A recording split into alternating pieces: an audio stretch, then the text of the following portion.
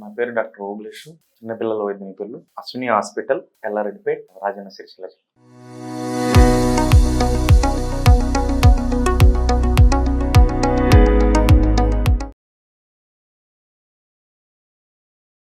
మొదటి 5 సంవత్సరాల పిల్లల్లో పిల్లి కూతలు. చాలామంది తల్లిదండ్రులు మొదటి 5 సంవత్సరాలు వచ్చే పిల్లల్లో పిల్లి కూతలను చూసి ఇది ఆస్తమా అని చాలామంది అనుకుంటారు. సార్ మా అబ్బాయికి ఆస్తమా ఉంది, మేము ఏం చేయమంటారు అని అడుగుతుంటారు. సాధారణంగా 5 సంవత్సరాలలోపు పిల్లల్లో వచ్చే పిల్లి కూతలు ఎక్కువగా కారణం వచ్చేసి viral infections. Viral respiratory infections is the most common cause for wheezing under 5 childrens. ఉదాహరణకు సంవత్సరంలో పిల్లల్లో bronchiolitis, it is acute viral lower respiratory infection. Smaller అంటే చాలా సన్నపాటి ఊపిరి వెళ్ళే గొట్టాలు మూసుకుపోవడం వల్ల ఒక మ్యూజికల్ సౌండ్స్ అనేవి వస్తాయి. వాటిని పిల్లి కూతలు అంటారు. ఇవి పిల్లల్లో పిల్లి కూతలు ఒకసారి వస్తే పెద్ద ప్రమాదకరమేం కాదు. కొంతమంది పిల్లల్లో ఎక్కువ సార్లు అంటే రికరెంట్ వీజింగ్ అంటాం.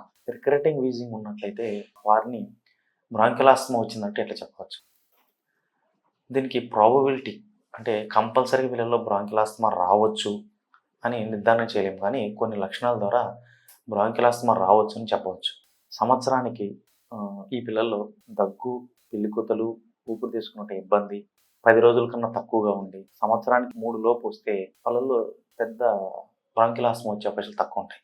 3 సార్లు కన్నా ఎక్కువగా పిల్లి కూతలు, దగ్గు, ఆయాసం, ఊపిరి తీసుకున్నట్టు ఇబ్బంది 10 రోజుల కన్నా ఎక్కువ ఉంటాయి. ఇవి ఉండి ఒక ఎపిసోడ్కి ఇంకో ఎపిసోడ్ అంటే ఒక్కసారి వచ్చిన పిల్లి కూతులు ఇంకోసారి వచ్చిన పిల్లి కూతుల మధ్యలో అప్పుడప్పుడు దగ్గడం, ఊపిరి తీసుకుని ఇబ్బంది ఉండడం, సడన్గా నైట్లో ఎక్కువ పిల్లి కూతలు, ఊపిరి తీసుకుని ఇబ్బందులు కలగడం ఇవి జరగవచ్చు. వీళ్ళుంటే అంతేకాకుండా వీరి తల్లిదండ్రుల్లో బ్రాంకియల్ ఆస్తమా ఉండొచ్చు. ఇంకా ఆటోపిక్ డెర్మటిస్ అంటే స్కిన్ అలర్జీ ఉండొచ్చు. ఇంకా డస్ట్ అంటే దుమ్ముకి, పుప్పొడికి, జంతువుల బొచ్చు, ఫుడ్ అలర్జీ ఇవి కూడా ఉన్నట్లయితే పిల్లల్లో బ్రాంకియల్ ఆస్తమా వచ్చే అవకాశాలు చాలా ఎక్కువగా ఉంటాయి. ఒకవేళ ఈ పిల్లి కూతలు 4 సార్లు కన్నా ఎక్కువ సంవత్సరానికి ఉన్నట్లయితే పిల్లల్లో మనం ఎటువంటి ట్రీట్మెంట్ ఇవ్వవచ్చు.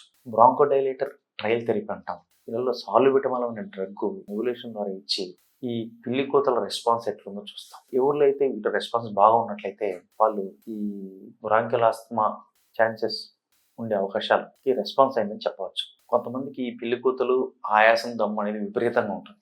వాళ్ళకు మనం ఈ ఇన్హలేషన్ కార్టికోస్టెరాయిడ్స్ అంటాం. వీటిని ఇంటర్మీడియట్ ఇన్హలేషన్ కార్టికోస్టెరాయిడ్స్ ఒక 3 months ఇవ్వడం జరుగుతుంది. ఇచ్చినట్లయితే వాళ్ళల్లో మంచి రెస్పాన్స్ వస్తే it is bronchial asthma. Response రాని 1.5 months ఈ ఇన్హలేషన్ ద్వారా అంటే ఇన్హేలర్ ద్వారా వాడతాం. ఈ చిన్నపిల్లల్లో మనం inhaler, metered dose inhaler, spacer with mask వాడాలి. అప్పుడే డ్రగ్ డెలివరీ అనేది నేరుగా ఊపిరితిత్తులోకి వెళ్ళి రెస్పాన్స్ అనేది మంచిగా రావడం జరుగుతుంది.